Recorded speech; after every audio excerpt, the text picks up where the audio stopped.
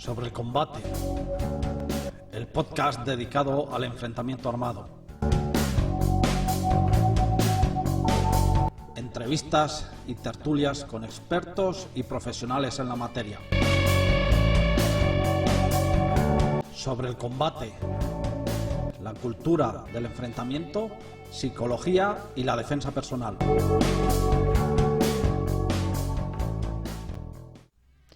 Hola a todos, guerreros y luchadores de armas. Bienvenido al episodio número 4 del podcast sobre el combate.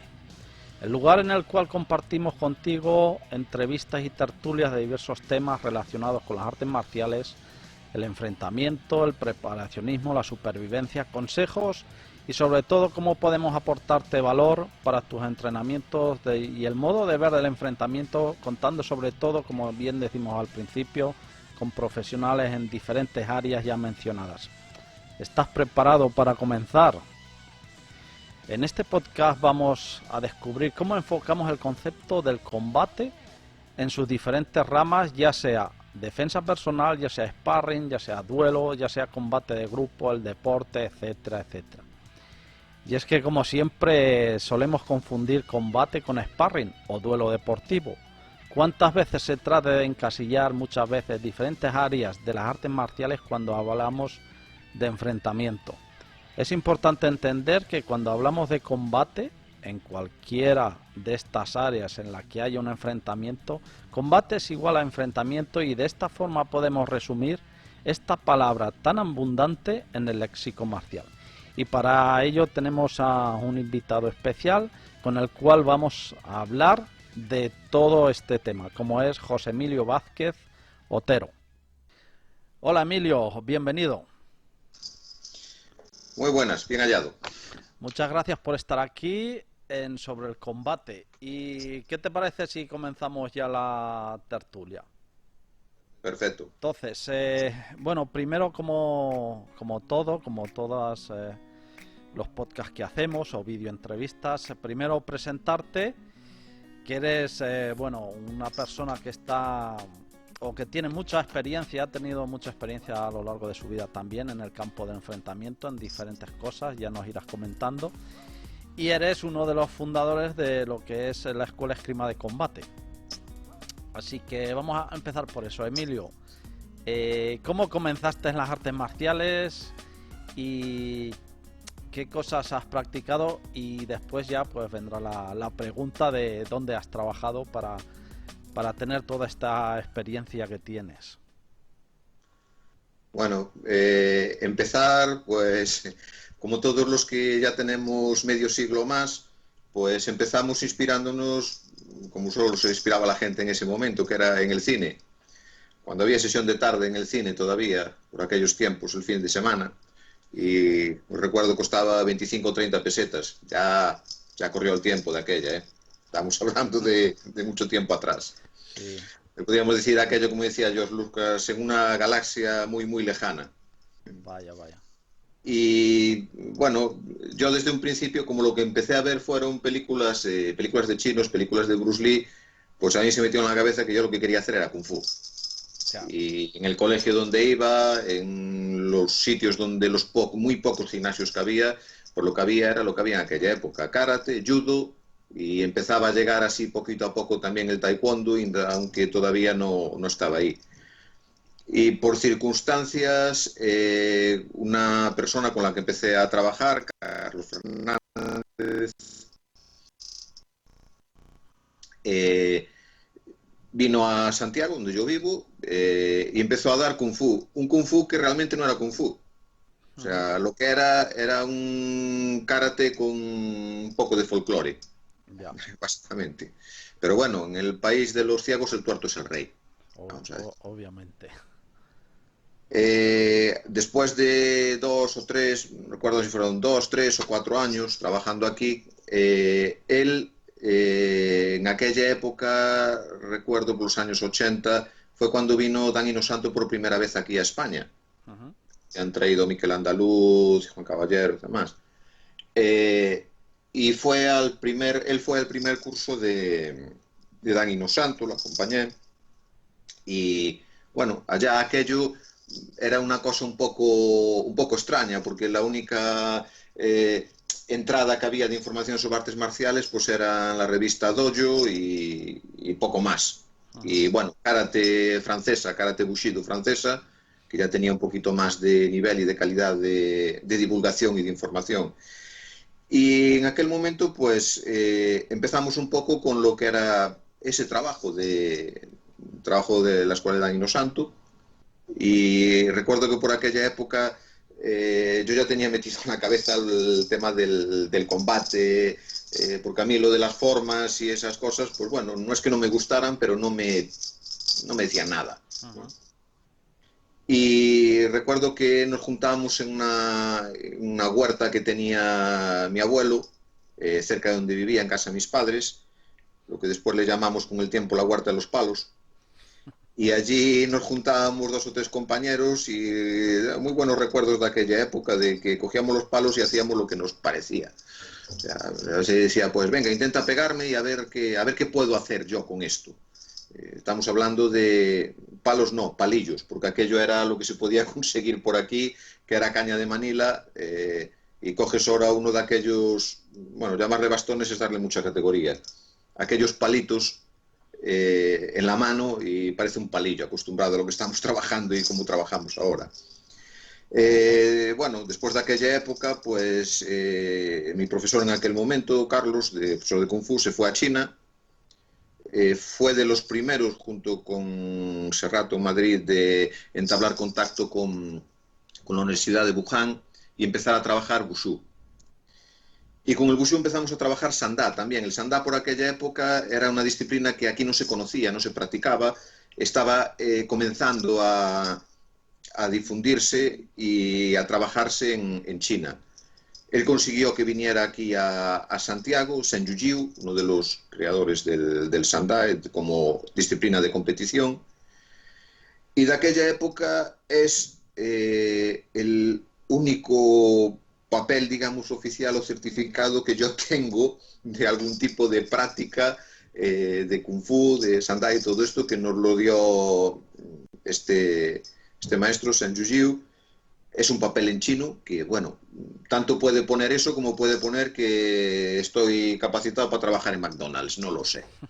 Pero para mí es un recuerdo curioso y lo guardo con mucho. Es de los pocos papeles o certificados o eso que tengo, que se podría llenar un buen archivador con todos ellos, que conservo y que guardo ahí en mi álbum. Eh, Durante varios años, pues trabajamos Wushu, trabajamos con el Sandá, yo sobre todo más Sandá que trabajo de Wushu.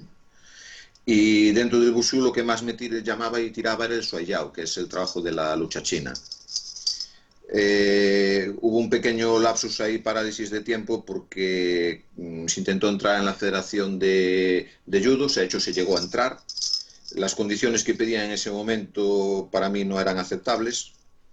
Entonces yo me desligué y busqué dentro de ese trabajo otro trabajo similar o que estuviera relacionado con el combate y con las armas al que poder acercarme.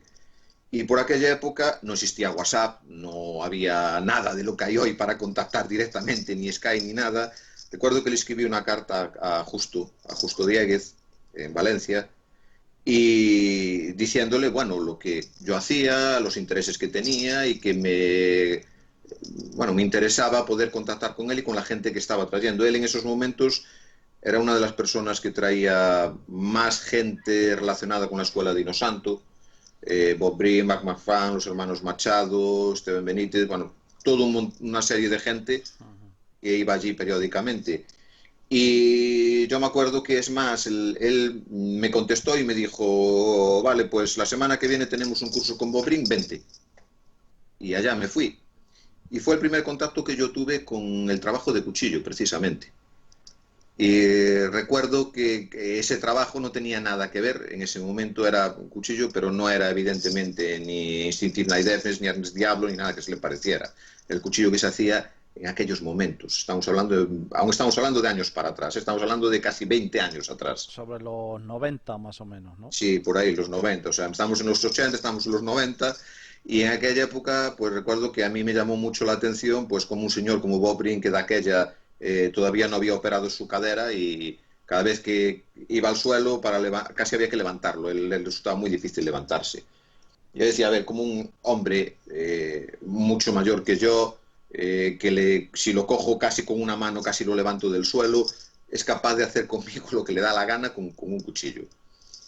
Y eso aún enraizó todavía más mi interés por el trabajo del combate armado. Y por aquella época, pues fue uno de los momentos donde entré más en contacto con el trabajo de la lucha y del combate armado, claro, el combate armado el que se hacía en aquellos momentos. Recuerdo también algún viaje a Albacete, cuando venía McDenney de los Stone Brothers. Bueno, escapadas importantes que por aquella época moverse no era fácil. Y estamos hablando de viajes de 12 y 14 horas de viaje para llegar, entrar un poco y venirse de vuelta. El contacto que tuve ahí con mucha gente con la que ahora sigo manteniendo mucho contacto, mi hermano José Carrillo, allá en Valencia, mucha gente con la que yo establecí lazos y esos lazos nos ayudaron a crecer unos con otros, que es una de las bases de esgrima de combate, precisamente, lo que todos aportamos y los lazos que creamos entre nosotros. Obviamente, obviamente. Y luego de este trabajo, pues con Justo llegó un momento que tocó techo, porque no iba mucho más allá, y entonces entré más dentro del trabajo de MMA. Ahí pues tuve unos años de contacto y de trabajo con una persona, bueno, bastante importante dentro de los inicios del MMA aquí en España, asturiano, y que le tengo mucho cariño y mucho respeto. Es Manu García Nieto, y con él trabajamos mucho parte de grappling, MMA, y recuerdo también mucho de aquella época que era una persona que se iba a entrenar a Brasil. Él entrenaba con el equipo de Marco Ruas en el gimnasio, en el box de Marco Ruas, y cuando venía aquí hacíamos trabajos de aquella época. Él ya venía y hacíamos trabajos que allí estaban haciendo los brasileños usando la jaula, usando los soportes, cosas que ahora vuelven otra vez y se retoman dentro del arsenal del trabajo de la lucha y del combate de lucha armada, que ya por aquellas ellos le daban la importancia que realmente tenía, más allá de lo que era el Brazilian Jiu-Jitsu o el MMA sin más, ¿vale? Y él, recuerdo que venía aquí y decía, a ver, cosas que aparentemente decías tú, pero esto, a ver, ¿qué problema hay en que tú me enseñes a mí o me digas esto? Y él nos decía, oh, si se entera que estoy pasando esta información, cuando llegue allá voy a tener un problema, porque era como un arma que ellos tenían, no un conocimiento secreto, pero sí una estrategia que les daba una pequeña ventaja dentro del conocimiento que todo el mundo tenía, que al final, una vez que el Brazilian fue conocido a nivel general, al principio, pues como decíamos antes, en el país de los ciegos el tuerto es el rey, pero cuando todos somos tuertos, se acabó el reinado. Y bueno, pues el tiempo me llevó de un lado para otro. Hubo aquí otro hito importante, que fue cuando comenzaste a hacer el trabajo de Arnes Diablo. Esto ya hace años, cuando viniste la primera vez aquí a Santiago. Hace siglos, sí. Sí. Bueno, siglos, años. Sí.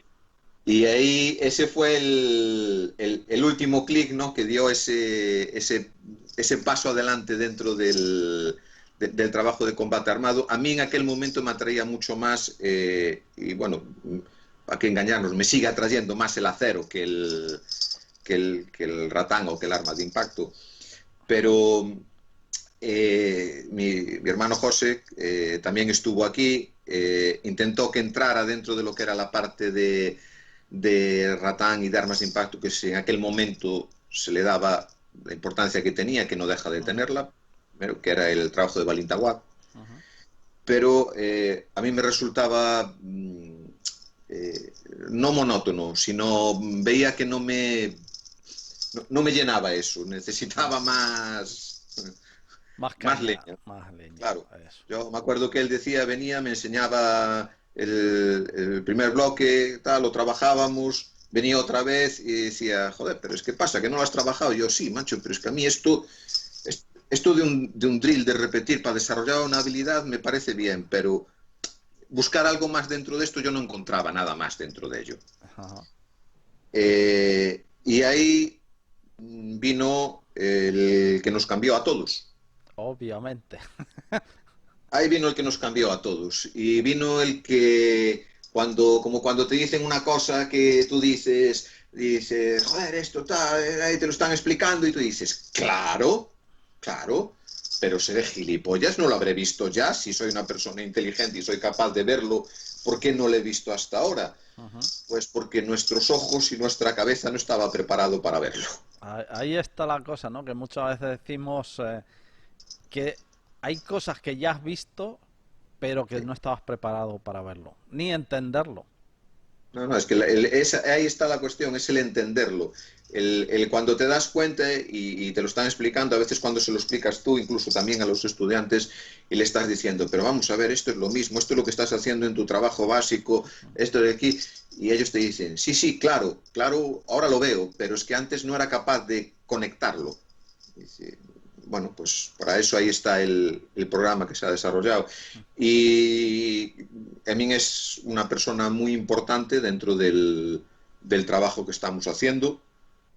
Eh, Muy importante para mí también en cuanto a la visión que me dio de la conexión, sobre todo entre el trabajo del acero desde la perspectiva de los tratados y del conocimiento del combate y del enfrentamiento, no solo desde el punto de vista filipino, porque antes teníamos como una religión donde estaba allí arriba lo oriental, lo filipino, Ujú. lo japonés, Exacto.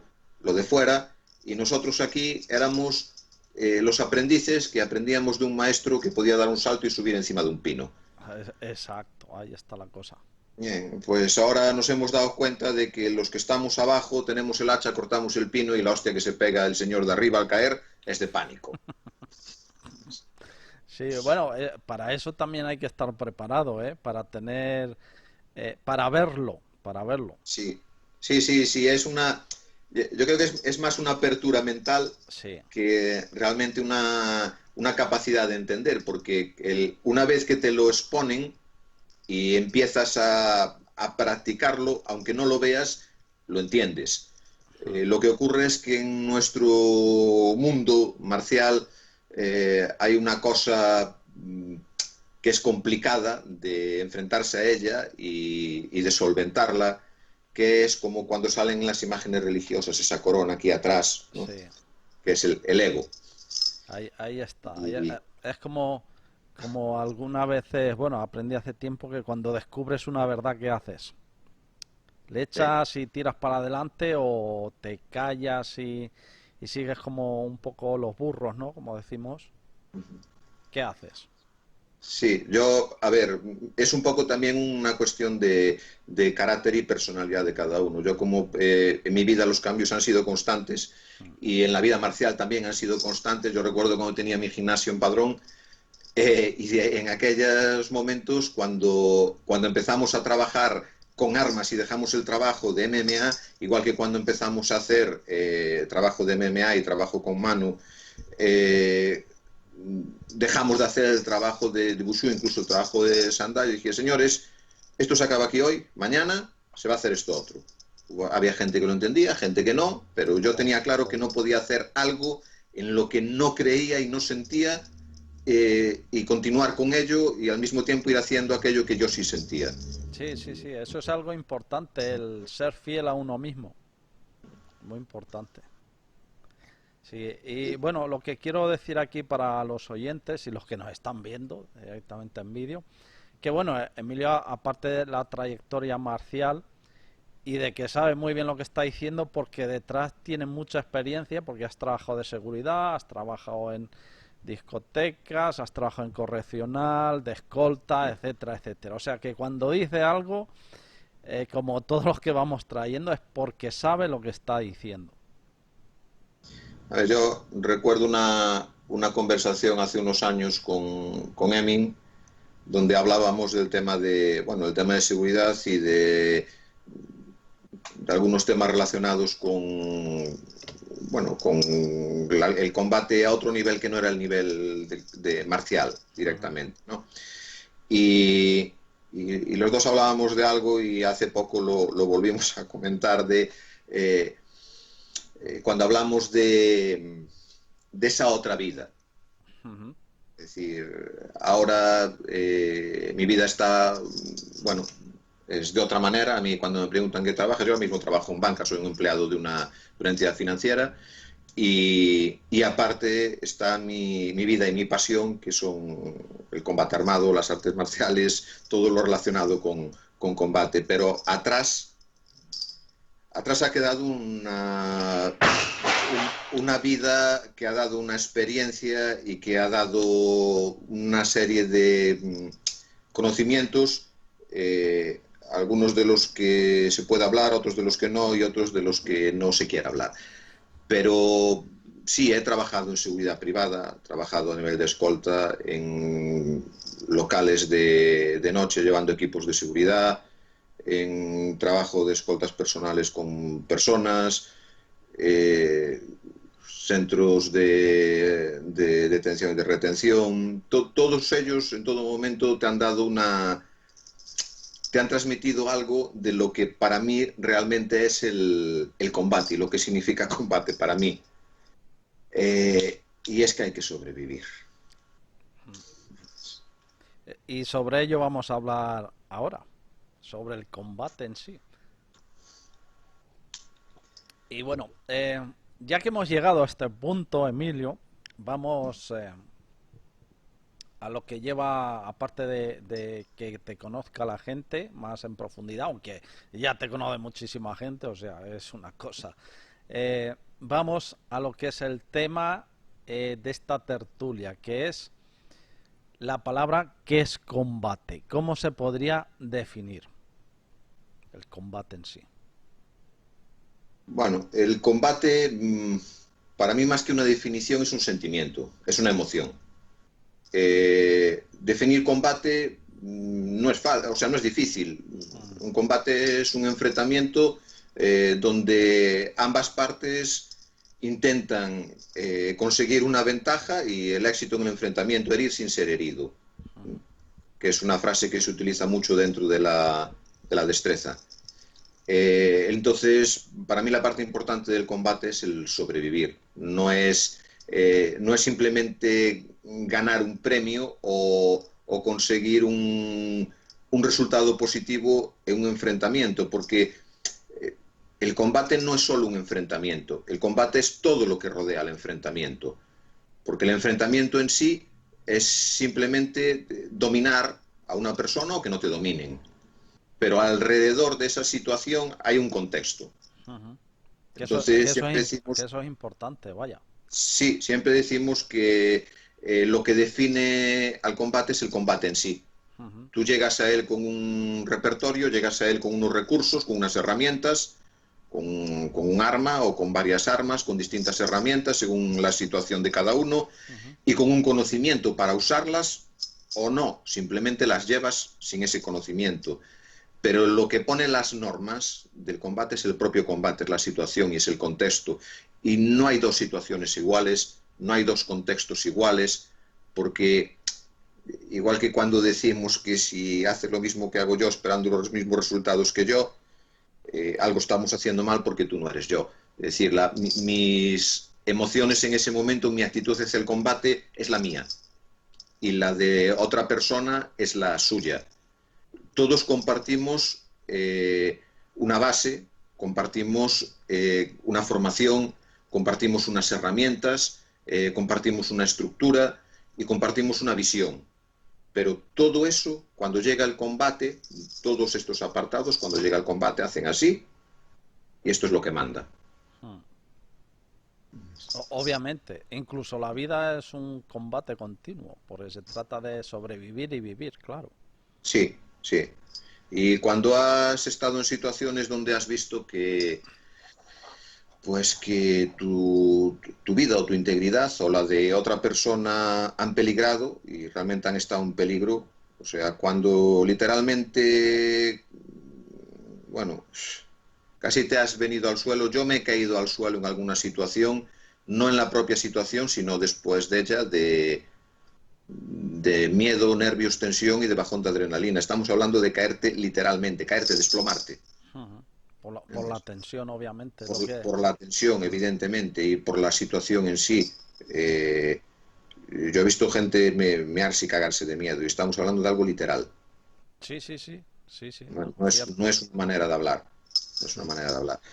Y esas situaciones no hay ninguna forma de entrenamiento teórico, práctico, que te prepare contra eso. La única preparación es una preparación mental, y la preparación mental, como cualquier preparación y cualquier práctica, pasa por una práctica. Ujú. Por eso, sin combate no hay esgrima.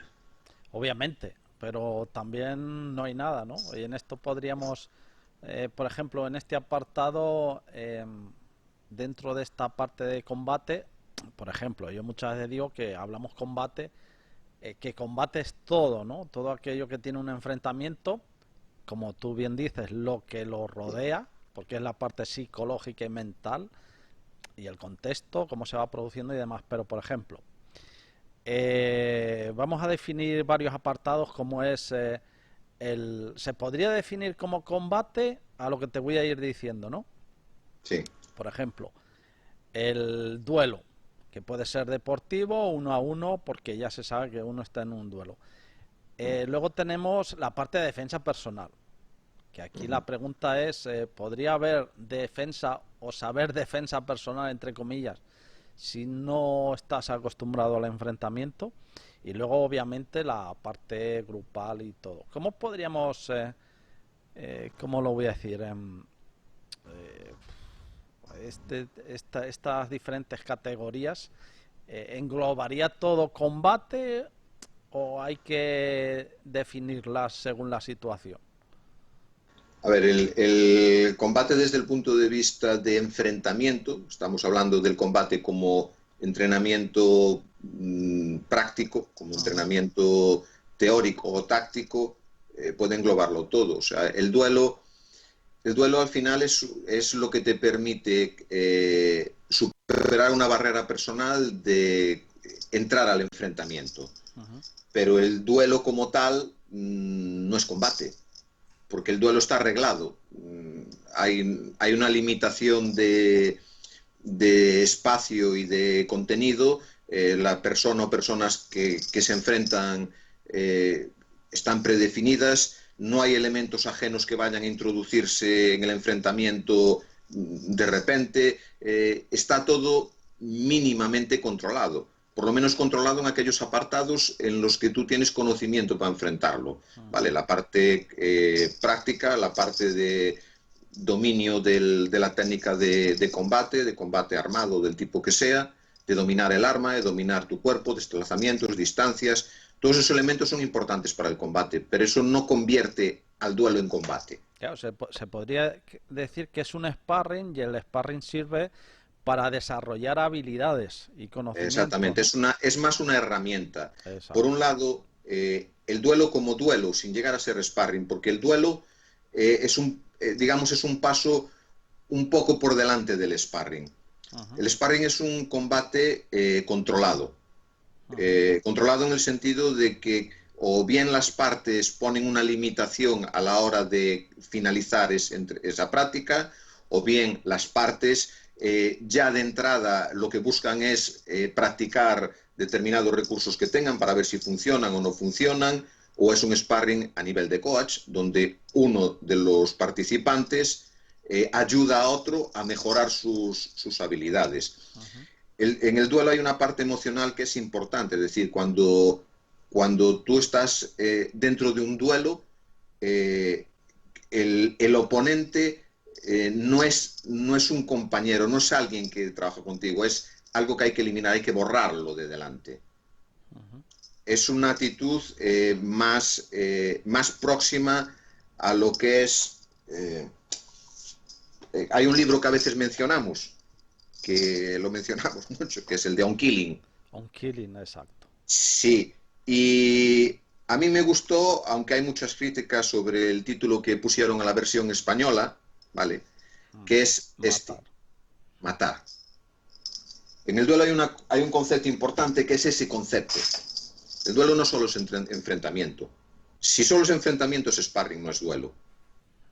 En el duelo realmente hay una intención de matar, si no literalmente, sí de acabar con el oponente, o sea, de que prevalezcas tú sobre el otro.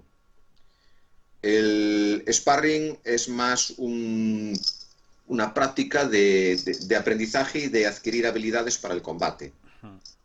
Pero no, ahí la parte emocional del duelo, la parte de esa presión, de esas distintas presiones que sentimos en combate, la que está sobre nosotros mismos, que es la primera y la primera que hay que vencer, que es esa presión que te impide reaccionar en un primer momento cuando llega un enfrentamiento.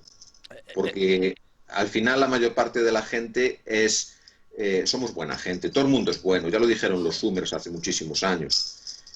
Y como todo el mundo es bueno y está educado en ser bueno, cuando tienes que ser malo, no sabes cómo serlo. No sabe. Es como aprender a pegar sin haber hecho siquiera sparring, ¿no? En sí. Sí, Y está siempre pegando al aire o sobre objetos y los objetos no se mueven y haciéndolo al aire lo que nos pasa muchas veces, no, pero pégame, pero no, es que no te pegan. Pues, inconscientemente van hacia un lado, hacia otro, no te tocan. Sí, hay eso. dos miedos importantes que hay que vencer desde un coach para un estudiante, para una persona que tiene que aprender. El primer miedo es evidente, que es que la gente tiene miedo a recibir castigo. Obvio. O sea, tiene miedo al dolor, tiene miedo al daño, tiene miedo al enfrentamiento. Pero es que el segundo miedo y el más difícil de vencer es que tienen miedo a hacer daño. Y ese miedo es inconsciente. O sea, una vez que vencen el miedo a que les hagan daño, parece como que muchas veces pegan como con miedo, ¿no? Como que, bueno, que quiero ganar, pero no quiero hacerte mucho daño. O sea, Sí. a ver, Sí. no te voy a matar, por favor. O sea, eso, ¿sabes cuándo pasa muchas veces eso? Cuando vas, yo qué sé, a entrenar por ahí con gente, bueno, en diferentes campos, ¿no? Que no va, y estás ahí y te dicen, ay, te he hecho daño, estamos haciendo sparring, estamos haciendo combate, tú no te preocupes de eso, cuando me hagas ya te diré, paras en fin, ¿me entiendes? Sí, sí. que eso suele pasar muchas veces, están ahí como, ay, no, tú tranquilo, que para eso estamos. Hay un elemento en todo lo que es el desarrollo del aprendizaje dentro de lo que es el trabajo de sparring, porque claro, mucha gente, sobre todo en mi caso personal, pues porque me gusta el combate y me gusta el enfrentamiento, entonces parece que lo único que haces es pegarte y hacer sparring y hacer combates y demás, y a la gente Suelen que no te pensar eso, ¿eh? conoce y que no entiende cómo se llega ahí y por qué hay que llegar ahí, pues dice, vosotros estáis locos. O sea, pero si ahí no sale alguien lesionado cada vez que hacéis un enfrentamiento de esos, una batalla, un campamento de esos de combate, algo así, pues no, porque realmente es más fácil intentar sobrevivir que querer hacer daño. Cierto. Y el daño en sí es lo que buscas tú conseguir. El dolor o lo que te pueda lesionar en el transcurso de un enfrentamiento. A ver, yo he jugado baloncesto, he jugado rugby y he tenido golpes y lesiones más graves y más importantes practicando esos deportes que ningún deporte de contacto. Sí, cierto. Entonces, ¿que puede haber un golpe o puedes tener una lesión? Sí, claro, como cualquier práctica física. Estamos hablando de actividad física. La actividad física es, evidentemente, si tú no te mueves de casa y estás en tu sillón sentado, como mucho puedes acabar con un esguince de culo, vamos, pero no te va a pasar nada malo. Te puede caer la estantería encima de casa, pero no te van a dañar. Pero ya ¿Vale? está, sí. Pero en la práctica física, sí, es que tú cuando caminas te puedes lastimar. Que sí es fácil que puedas lastimar a alguien cuando quieres lastimarlo? Sí, si el otro es un saco. Exactamente, ahí está el asunto, que el otro no es tonto y el otro se mueve, tiene fuerza, sabe pegar, o sea que no es llegar y Y ya está. partimos de la base de que cuando tú entras a un enfrentamiento, si tú vas con tu ego, pues vale, eres Superman con una capa. Pero si vas con conciencia de lo que es el combate realmente, sabes que lo que está delante puede ser Superman con una capa. Sí, cierto. Entonces, que el susto te lo puedes llevar tú sin saber ni de dónde ha llegado, ni cómo está, y de repente estás ahí tirado en el suelo y dices, Dios, ¿yo cómo he llegado aquí? Sí, obviamente.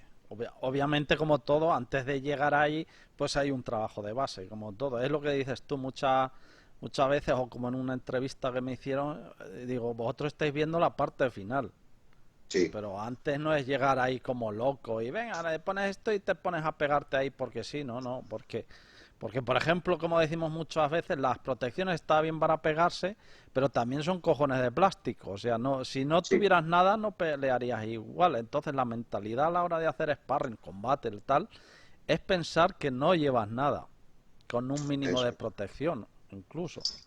Sí, y hay un momento en el trabajo de sparring, lógicamente, a ver, en toda estructura de práctica tiene que haber un proceso de aprendizaje y ese proceso no empieza, lógicamente, pues diciéndote, venga, ahí tienes un machete y ahí está el otro, vete y apégate con él. No, hay un proceso, hay una progresión para llegar a ese punto. ¿Bien?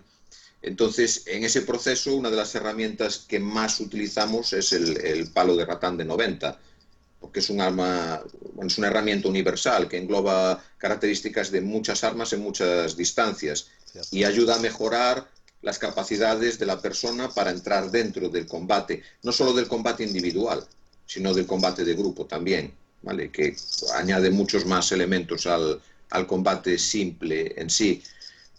Pero cuando empiezas a usarla, cuando empiezas a hacer sparring, cuando empiezas a hacer todo ese trabajo, hay un punto que tocas techo. En ese punto, la única manera de seguir avanzando es o bien empiezas a sacar protecciones o bien pasas al siguiente nivel de trabajo, de la siguiente herramienta, que es usar acero, Está obvio. donde cambia la perspectiva cuando una persona que está acostumbrada a hacer sparring con armas de impacto, le das un arma de acero y de repente hace, oh, cuidado. Sí, bueno, si te cuento la impresión, la impresión que me dio la primera vez que fui a la sala de aquí de Albacete y me veo ahí, estaba Lucio y estaba, eh, mm, era Fran, no sé si era Fran o era, bueno, era otro y Félix era, muy buen tirador. Eh, Grandote y se estaban haciendo espada y daga y se ponen a hacer una técnica en sí, una treta, ¿no? Y con Sí. esas guardias así de frente, de cuadrado, digo, me cago en Dios, me dio una impresión y mira que la primera vez es que me voy a acordar toda la vida, dije, joder, ¿sí? El acero, joder, ¿no? Y mira que estamos acostumbrados al palo, pero ostras. Sí, sí, sí, no, pero el acero te cambia la perspectiva. A mí, yo la primera vez que cogí una ropera en la mano en la sala de armas, pues me pasó más o menos lo mismo. Es decir, cuando cogí aquello en la mano y lo puse allí delante, dije yo, "Hostia, esto es un arma. Y eso que es un simulador, o sea, no es realmente una ropera de verdad, pero es acero. Y la sensación y el sentimiento que tienes es completamente distinto. No tiene nada que ver con eso. Se puede acercar un poco si alguien ha tenido experiencias pues, con armas de fuego o con fuego real, cuando oyes un taponazo, bueno, pues la cabeza trabaja a otro nivel. Pero cuando coges una espada, es una espada. O sea, te das cuenta de que eso es una espada, no es una herramienta como puede ser un machete para usar como un arma, no es un palo, es una espada, es un arma. Y el objetivo de un arma es el que es, matar. Obvio. Y bueno, ya estamos hablando sobre esto y hay una cosa que en una entrevista escuché, obviamente si os estáis dando cuenta, los oyentes o los que nos están viendo, em, el combate hay muchas técnicas. Hay gente, por ejemplo, que dice que eso te coges el palo y te pones a pegarte y ya está, ¿no? y luego en una entrevista escuché esto. A ver qué opinas tú, aunque yo ya tengo mi opinión, ¿no? Dice, le preguntaron qué hace un sistema efectivo, ¿verdad? Y bueno, esta persona, él decía que un sistema efectivo, si las personas que tienes dentro de lo que estás practicando son guerreros, pues lo hace efectivo porque están acostumbrados al enfrentamiento, pero dentro, eso está bien, pero para mí también tiene que haber una ciencia detrás. Tiene que haber una ciencia detrás. Y ese es el punto que a mucha gente se le digo, no basta con pegarte como loco con el palo, porque cuando cambias a cero, cuidado, cuidado, si no hay ciencia no hay sistema. No, porque es más, o sea, con el acero, eh, a ver, también podría pasar con el palo si tu mentalidad y tu actitud es la correcta, Obvio, ¿vale? Pero con obvio. el acero, el propio acero ya define la actitud y la mentalidad, que es que el resultado es evidente, o sea, tú no Uh -huh. quieres que te hieran porque sabes que una herida puede ser letal y Obvio. sabes que si vas a herir, la herida tiene que ser letal, porque si no, en el siguiente acción puedes morir tú. Entonces, el acero te da otra perspectiva sobre lo que es el combate en sí, que está en distintos núcleos, ¿no? Es como si se fuera abriendo de dentro hacia afuera.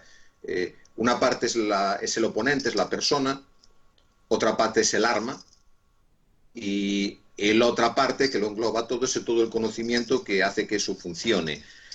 Eh, pero vamos, normalmente la gente va de fuera hacia adentro o de dentro hacia afuera. No tiene una visión global, no tiene una visión de conjunto. Y eso es porque confunde dos cosas. Confunde eficacia con eficiencia. Uh -huh. Algo ¿Qué, es qué, eficaz, qué, qué es eficacia y eficiencia? a ver, algo es eficaz cuando consigue el resultado que estás buscando. Pero eso no quiere decir que sea eficiente. Uh -huh. Es decir, yo tengo que, pues vamos a poner un ejemplo muy simple y un poco de perogrullo, pero para poder entenderlo básicamente. Yo tengo una tabla y tengo un clavo, Uh -huh. ¿vale? Y yo quiero clavar ese clavo, pero no tengo un martillo, ¿eh? Entonces, ¿qué hago? Busco algo que tenga a mi alrededor, algo cerca, que sea lo suficientemente contundente para poder golpear el clavo y meterlo dentro de esa tabla donde lo quiero clavar. Si yo cojo algo que me permite cuando lo golpeo hacer esa tarea de manera correcta, ¿vale? Eso es eficaz para esa tarea. Pero yo estoy siendo eficiente haciendo eso. Eh, a ver, esto es una pregunta con trampa, ¿eh? Porque si yo tengo una tabla con un clavo para clavar y no tengo con qué clavarla, esta es la tabla y este es el clavo, Uh -huh. ¿vale? Lo más fácil que puedo hacer, estamos pensando a nivel táctico ahora, estoy siendo eficiente, ¿vale? Cojo la tabla, le doy la vuelta y golpeo el clavo contra el suelo y ya lo tengo clavado en la tabla. Uh -huh. El otro es un recurso eficaz, estoy buscando un recurso a mi alrededor, dentro de mi repertorio, algo que me ayude para solucionar la tarea que tengo que hacer, ¿vale? Algo eficaz. Uh -huh. Pero para ser eficiente tengo que utilizar la menor cantidad posible de recursos con el menor riesgo posible para conseguir la tarea de la manera más fácil y más rápida posible. Uh -huh. Bien. Eso es lo que hace un combatiente, es lo que tiene que hacer un soldado, ser eficiente. Menos exposición, menos riesgo, máximo resultado y siempre salvaguardando lo que vaya a pasar después. Es decir, si yo viene el enemigo de frente y tengo 25 proyectiles, no puedo dispararle 24 y quedarme solo con uno porque ahora vienen 25 al otro lado. O sea, debería de utilizar uno por cada enemigo, porque sé la limitación que tengo. Uh -huh. No es, le meto 25 a uno en el golpe y ese está muerto seguro, pero con uno también iba a estar muerto igual. Uh -huh. Entonces, la diferencia entre eficacia y eficiencia pasa por entender el combate desde el punto de vista táctico. Uh -huh. ¿Sí? Eso lo entienden muy bien las artes de combate armado, las que más se conocen a nivel global de todo el mundo, como pueden ser las artes japonesas del Kendo o Iaido, donde el enfrentamiento es un instante. Es un momento donde uno hace una acción y va hacia el otro y lo consigue o no lo consigue. Pero si lo consigue, ha sido eficiente. Si no lo consigue, el otro consigue por su parte lo suyo. Y se ha acabado. ya no hay más. Fin del enfrentamiento. Eso es el fin de un duelo, se acabó. No hay vuelta atrás, no hay segunda oportunidad, no hay... No. He hecho lo que tenía que hacer y lo he conseguido o no lo he conseguido. Y ya está. Sobre esto se me está ocurriendo. Luego haremos una tertulia sobre formas de entrenar sobre el combate, diferentes sparring, sobre cómo entrenar esa psicología individual, en grupo, etcétera, etcétera. Pero va a dar para otro podcast, porque Sí. ya llevamos bastante y vamos a ir avanzando. Bueno, una vez que ya estamos viendo todo esto sobre el combate, ahora vamos a seguir, porque hemos hablado de duelo, ¿sí? De enfrentamiento psicológico, lo que rodea el combate, todo eso. Ahora está que aquí nos pueden liquidar o criticar o como se llama, lo que quieran, bueno, pero es lo que hay, ¿no? Sobre la llamada defensa personal. ¿Hay defensa personal sin practicar sparring o combate? A ver, Hablando de que es a nivel de desarrollar habilidades, obviamente. ¿Qué es la defensa personal o a ver, cómo se puede practicar? vamos a ser serios. Ay, Eh, cuidado, ¿eh? Yo voy a hablar desde mi sentimiento y que me flagelen los que tengan que flagelar. Obvio. La defensa personal es un concepto comercial y comercializado. No me gusta el término, no me gusta el uso que se hace. Entiendo que se haga ese uso desde un punto de vista comercial porque, bueno, el comercio está ahí, hay una actividad laboral, hay una actividad que tiene un proceso y que hay que referirla a algo. Pero es que la defensa personal como defensa personal no existe. Y no existe porque si no existe una preparación y una actitud en el combate, no puede existir defensa personal. ¿Vale? Igual que no existe la música si un burro sopla la flauta. Obvio. Existe un sonido que sale de la flauta, pero no es música, señores. Y si yo tengo una máquina que hace sonido como aquellos antiguos sintetizadores de hace mucho tiempo atrás, los que tenemos memoria para tenerla de los siglos, le dabas a una tecla y sonaba una base de fondo, le dabas a otra y sonaba otra, le dabas a otra y sonaba otra, y tú tocabas 4 o 5 teclas y dices, coño, he hecho música. Dice, no has hecho una mierda, lo ha hecho toda la máquina. Entonces, pensar que somos músicos o que somos personas que tenemos una capacidad para usar las herramientas que tenemos desde el punto de vista de práctica marcial, estoy hablando ahora, pues el conocimiento marcial que se tenga, del arte que sea, del sistema que sea, si no hay presión, si no hay trabajo real, si no hay actitud, si no hay emoción, si no hay consecuencias, ¿vale? Estamos haciendo esto, ¿vale? Esto no es combate, esto son caricias, ¿vale? Para que haya combate tiene que haber esto. Y esto no son caricias. Aquí hay consecuencias. Y en la defensa personal, entendida como se debe entender, que es autodefensa, supervivencia, eso ya es más parecido al combate. Pero eso tiene consecuencias, ¿eh? Consecuencias para ti y para el otro o para los otros. Y para el contexto que te rodea. Entonces, repetimos y nos cansamos de repetir, sin combate no hay esgrima, sin combate no hay nada. Eso no es combate, es una práctica física, una ilusión, algo que... Pero hay quien dice que ellos no hacen sparring o no hacen combate deportivo tipo MMA, pero hacen defensa personal. O sea, lo viven para la calle. Cuando en realidad, sí, como no estés acostumbrados todos los días... para la calle porque andan por la calle. Para que... Pero mejor deberían quedarse confinados en casa como estamos haciendo ahora por culpa del virus este. Porque igual que ahora, sí, si tú no estás preparado, si tú no estás protegido, si no llevas los elementos de protección adecuados, si no sabes cómo usarlos, no deberías de salir a la calle. Porque un médico, un enfermero, una persona que está en un hospital directamente en contacto con el virus, tiene que utilizar no solamente una mascarilla y unos guantes, tiene que utilizar un sistema de respiración, un equipo de protección, para poder entrar en contacto directo con ese virus. Y aún así lo hace porque es su trabajo. Pero no salen a la calle y decir, oye, a ver, ¿alguien quiere venir y atender aquí a estos pacientes que tienen virus? ¿Cuántas personas se atreverían a hacer eso? No hay conocimiento, no hay preparación. ¿Y qué es lo que hay por encima de todo? Miedo. Y Ahí está el dilema, el miedo. la mala praxis que hay dentro de un montón de sistemas de artes marciales y que se llaman sistemas de combate, es que intentan hacer creer a la gente, a las personas, que lo que hay que hacer es perder el miedo. Y en el momento que pierdes el miedo, eres carne de cañón. Obviamente. Porque nuestro cerebro reptil, esto que está aquí atrás, que lleva miles de años de experiencia, ¿vale? Es el que nos enseñó a sobrevivir. Y que si viene un león, no intentes hacerle un mataleón, porque te come. Estás muerto. Sí, Tienes que pensar en sobrevivir. obvio. Y es la gente que enseña o que educa o que intenta difundir la idea de que lo que se debe, lo que buscan en sus estudiantes, en las personas que se dirigen a ellos, es que pierdan ese miedo.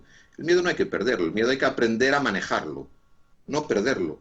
Cuando lo pierdes, tienes un grave problema, porque no es lo mismo ser una persona adiestrada, preparada, con recursos, que tenga que enfrentarse a una situación porque no le queda más remedio, o porque es su trabajo, o porque considera moralmente o éticamente que tiene que intervenir, que un tonto motivado. Obvio. O sea, siempre se dice. En este caso, entonces, dentro de esta parte que llamamos de defensa personal, estaría uno mejor preparado si tiene una mentalidad más militar, en realidad. Sí, es que sin mentalidad militar no estás haciendo artes marciales, estás haciendo artes.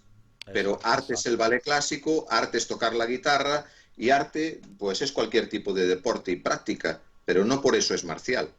Si no hay la parte militar combativa, no es marcial. Claro. Desde mi humilde punto de vista y desde el punto de vista de muchos que compartimos esta visión. Sí, sí, obviamente, obviamente. Esa es la visión, por lo menos de muchos otros, pero la nuestra es obvia, ¿no? Como decía Emin, que tanto lo mencionamos, el gran desconocido, eh, en realidad somos pececillos en aguas de tiburones. Y es así. Sí, Siempre pensamos que el otro, como decía con Alberto en la última, que el otro es tonto. O sea, el malo es tonto y le voy a poder hacer de todo, cuando es al revés, en realidad. sí, sí. Ya lo tiene todo previsto. Pensamos que el hecho se trata de ser valiente y de si voy a ser capaz o si me voy a atrever a nadar entre tiburones y me meto en una jaula porque quiero ver el tiburón de cerca y estoy en una jaula. Y vale, pero a ver, es como el dicho de te doy una pistola y entras en la jaula con el tigre. Y dice, sí, sí, ¿y qué haces? Coño, pues primero uso la pistola, mato al tigre y luego entro. Es que si no, es posible que pueda matarlo mientras estoy dentro con él, pero me va a comer, o sea, me va a matar. Yo voy a morir también. Obvio. Entonces, no, jugar juegos de guerra, jugar juegos de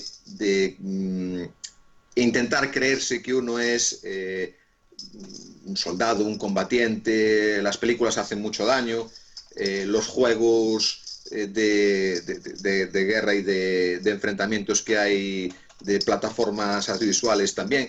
Es entretenido, es divertido, también lo es jugar al fútbol, jugar al baloncesto, cualquier práctica deportiva, pero no tiene nada que ver con la realidad, porque no estás ni siquiera aproximándote al sentimiento real de lo que es el combate. No vas a cagarte por los pantalones. No, eso ya es prácticamente, como decir, muchas veces digo que nada es real hasta que no te toca. ¿Sí? Ahí. Por mucho que queramos imitarlo, sabes que no vas a morir. Pero, Sí, como decía otro amigo nuestro, el sentimiento de muerte que hay en un enfrentamiento armado, de verdad, bueno, esta persona pues está en un enfrentamiento y tal, y de eso es indescriptible. O sea, porque es que no es, em, sobre todo en combate, de decir que es que o vive él o vivo yo. sí, sí. No es que a lo mejor puede huir, no, es que no tiene remedio a huir. Ese sentimiento, eso tiene que ser indescriptible, vamos. Es el riesgo de la propia vida y el riesgo de la vida de otros, eso no tiene yo. Bueno, ahora no tengo mucho contacto con muchos de ellos, pero pocos de compañeros que fueron escoltas en la época dura de ETA. Estamos hablando de una época muy dura aquí en España, que ahora la gente ya ni se acuerda, porque tenemos muy poca memoria histórica, Poca, ni poca. cercana ni lejana. Ni Lejana lejana. ya ni se da, pero cercana es que ya ni nos acordamos. O sea, poca gente se acuerda de todo lo que se vivió cuando mataron a Miguel Ángel Blanco y la gente se echó a la calle. Eso ya está olvidado. Pero estoy hablando de la época dura anterior a esa, en una época donde, bueno, la gente que iba de escolta ya ibas con lo que se llamaba con sobre cerrado. O sea, tenías una cantidad muy importante de retribución de dinero, pero claro, para unas circunstancias muy complejas y muy peligrosas.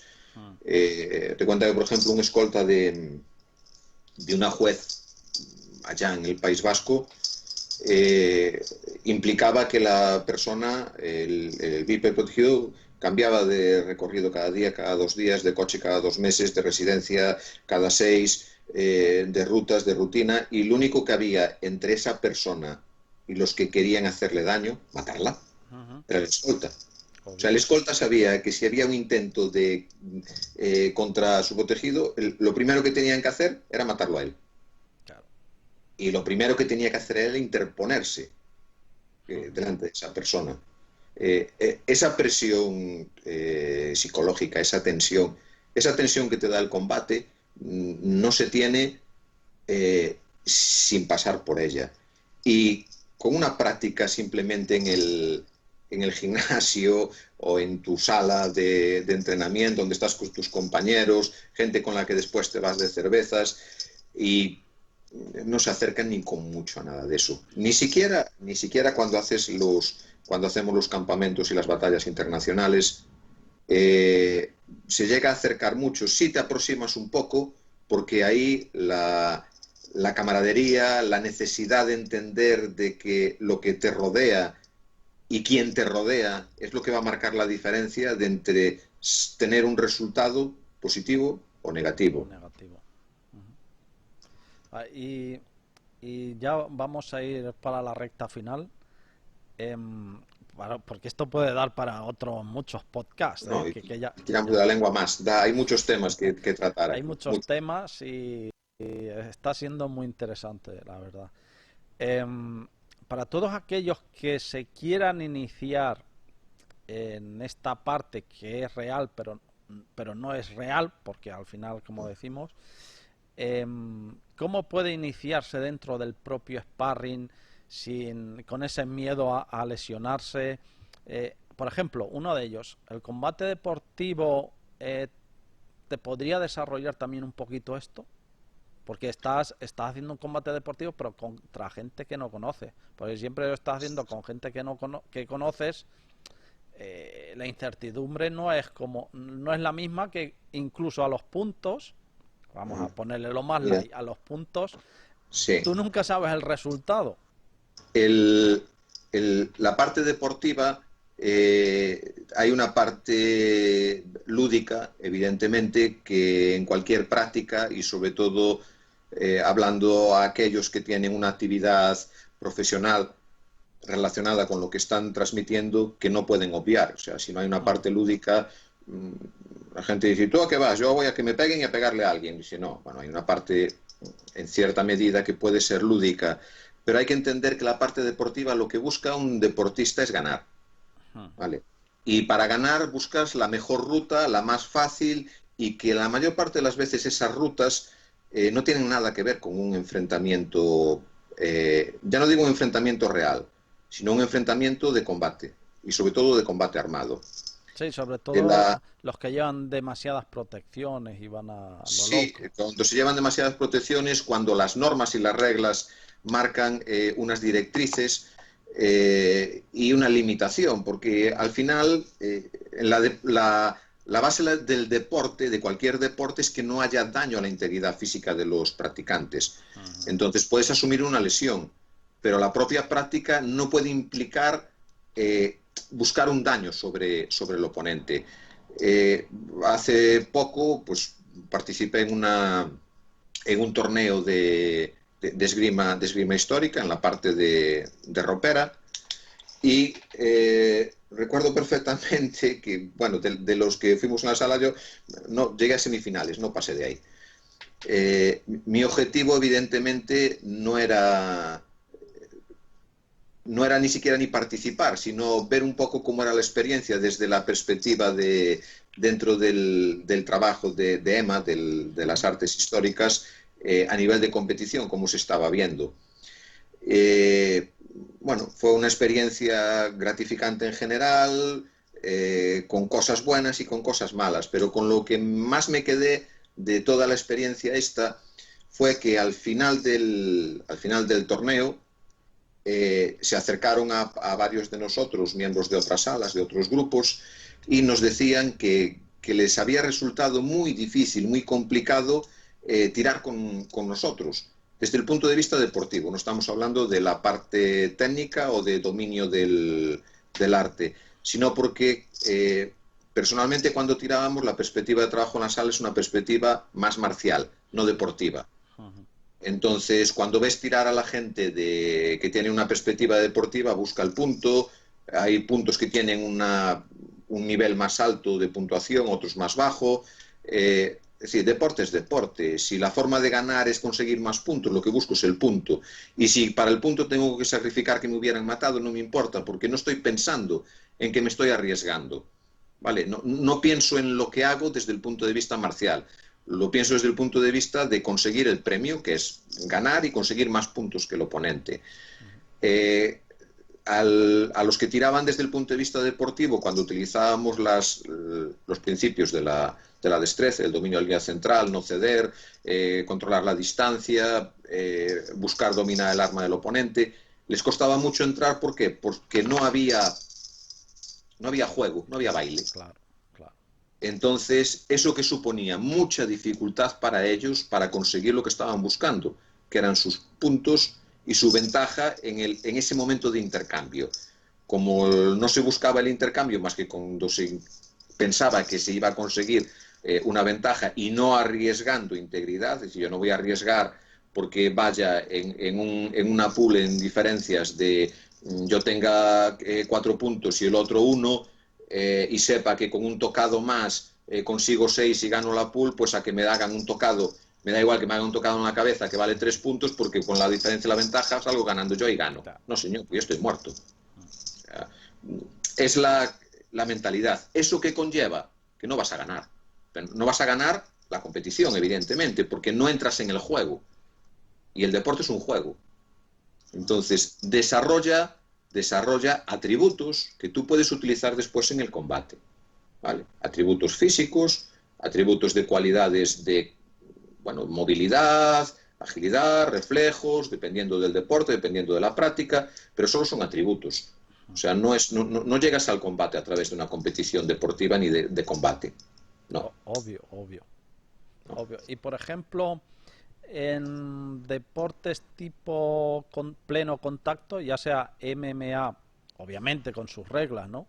Pero aquí estoy hablando a nivel, entre comillas, psicológico. O tipo dos brothers en sí. A ver, Una es mano vacía, otra es con palo. Lo que pasa es, claro, no es lo mismo pelear con cascos que sin cascos, obvio. Sí. A ver, si hablamos de riesgo a asumir, ¿vale? Porque al final es de lo que acabas hablando, es decir, ¿qué riesgo estás dispuesto a asumir en el intercambio? Yo quito protecciones, yo asumo que el otro me puede causar un daño y yo puedo causar un daño, siempre limitado, evidentemente. Las limitaciones pueden ser pocas, pero asumo ese daño o ese castigo. Pero ahí están las MMA, están los combates en la jaula, está el boxeo, está en combate armado, los enfrentamientos que hacen pues como los Dog Brothers. Pero es que al final volvemos otra vez cada vez más a la parte más deportiva y menos marcial. Es decir, yo busco aquello que me permite un mejor resultado en función de las herramientas que estoy utilizando. En un combate con palo, sea de los Dog Brothers o sin ser Dog Brothers, de lo que sea de la sociedad, ¿dónde acabamos? En el suelo. Porque salvo que uno de los dos consiga un golpe muy claro y muy evidente y lo bastante contundente para que el otro quiera parar o se frene, ¿vale? El resultado es que eso se va a cerrar, la distancia se va a cerrar, vamos a acabar en el suelo. Entonces, de los últimos enfrentamientos, cuando ves los enfrentamientos que se hacen a nivel de los dos brothers y así, ves que hay una ventaja evidente para aquellos que dominan el grappling o las técnicas de cuerpo a cuerpo, porque un palo de ratán no te mata. Que Un palo de ratán en el acero no sería te frena diferente. lo suficiente para evitar que eso llegue a pasar. Obvio. Entonces, como el sentimiento de miedo no es lo suficientemente grande, el riesgo que se asume es más exagerado que el que deberías de asumir. Cierto. Toda la razón. Es lo que no tiene las armas de filo. Que Claro. ahí sí te das cuenta. Es lo que muchas veces decimos. El sentimiento del acero eh, no lo tienes con el propio palo por muchos años que hagas, incluso aunque hagas sparring sin protecciones ninguna. No tiene nada que ver. Y es cierto que el sparring sí te puede ayudar a vencer esa reticencia que puede haber pues, al enfrentamiento y a darte cuenta de que al final un golpe, aunque sea como un palo, pues no es mucho más Uh-huh. contundente, incluso a veces lo es mucho menos que un buen puñetazo en la cara de un boxeador. Uh-huh. Perfecto, perfecto. Pues vamos a ir acabando un poco el podcast, que ya llevamos 1 hora y 10, ¿sí? Y ya por último, ¿cómo podríamos hacer como conclusión acerca del podcast que hemos hablado sobre el combate y sobre iniciarse y la importancia o los beneficios en sí? Un breve resumen, Emilio. Vale, mira, solamente tres cosas. Primero, hay una progresión y hay que respetar los ritmos naturales de aprendizaje de cada uno. ¿Vale? Educar a la gente en que no necesariamente tiene que mirar ni al que está impartiendo la formación ni al que tiene al lado ni sus habilidades. Cada uno tiene un ritmo natural de aprendizaje. Y en el momento que algo sale, no deja de salir después. Es decir, hay una persona que le cuesta mucho aprender a andar en bicicleta y otra menos, pero una vez que sabe andar en bicicleta, los dos pueden andar en bicicleta. Ahora, si quiero ir al Tour de Francia, tengo que entrenar como un cabrón, porque si no, solamente por saber andar en bicicleta, no voy a poder ir al Tour de Francia. O iré, pero a los 10 kilómetros acabo tirado en la cuneta. Entonces, hay un ritmo natural de aprendizaje, las bases están siempre ahí, los fundamentos están siempre ahí, se va poco a poco, hay una progresión, hay un programa que te lleva hasta un punto.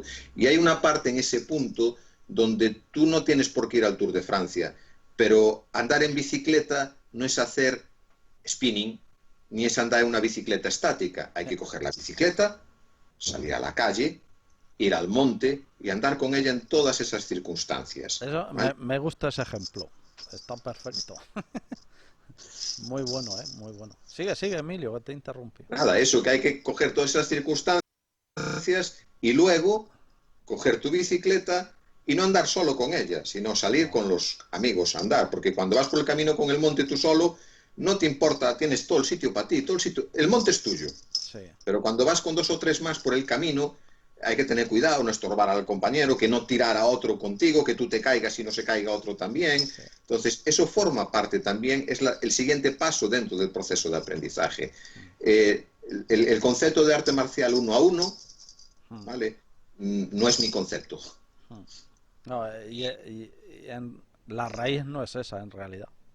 Eso es. Incluso Entonces, para los que se supone que se hace para la calle, defensa personal, eso es algo muy raro que te va a pasar. nunca, el enfrentamiento nunca es 1 a 1. Nunca. Sí. Nunca. ¿Vale? Y cuando piensas que es así, estás cometiendo un error muy grave que te puede costar muy caro. A lo mejor no, pero, a ver, el que arriesga sabe que se puede llevar un susto. Si te arriesgas conscientemente, no estás siendo eficiente, aunque seas eficaz en la resolución de ese problema, porque puede tener otro problema más gordo detrás.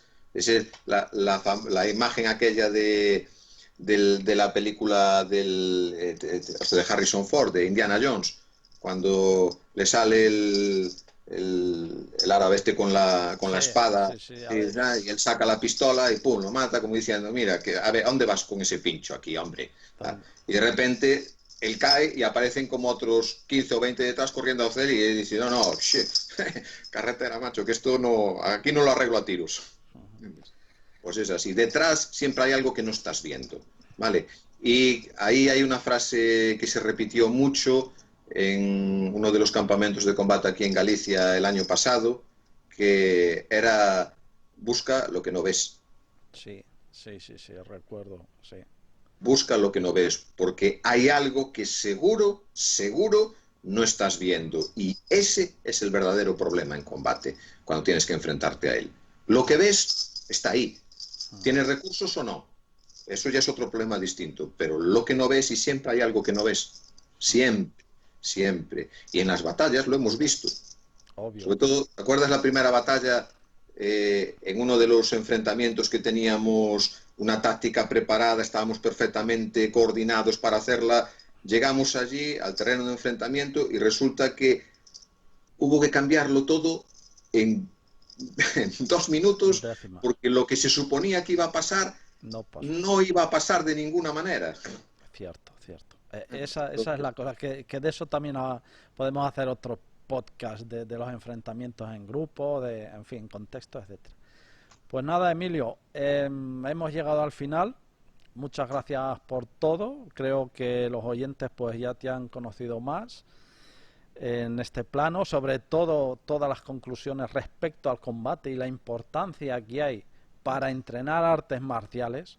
O sea, marcial no hay nada si no hay combate. No. Y nada, gracias por acompañarnos, Emilio. Un placer y gracias por vuestro tiempo y nos vemos en cualquier terreno y en cualquier combate. Y en las Ahí redes, estamos. y en las redes, Y así en la red. que a ti oyente, si te ha gustado el capítulo de hoy, pues compártelo con otra gente o profesionales que quieran, les guste todo este mundo de las artes marciales y el combate, y te esperamos en próximos episodios y nos vemos por las redes. Hasta luego.